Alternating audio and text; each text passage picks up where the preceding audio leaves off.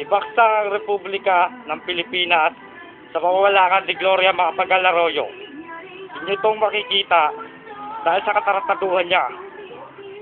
Ating masasaksihan ang pagwawakas ng kanyang pamumuno sa pamamagitan ng God Save the Queen Part 3. Ibabaksak namin ang kanyang kakayahan mamuno sa AFP at papatunayan dito na magkakaisa ang taong bayan at ang mga tao ng Pilipinas.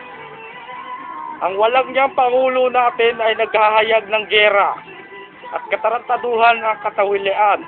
Makikita natin to sa pamamagitan ng pagmamasid at ayon sa pagsaksi at pagnanalagsik ng AFP. Punong-puno siya ng katarantaduhan sa Pilipinas.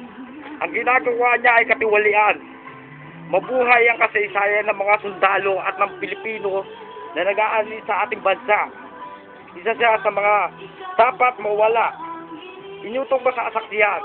Kaya kailangan kumilos na tayo at buhayin ang Pilipinas. Mabuhay ang Magdalo. Dapat siyang wakasan. Inyo itong masasaksihan.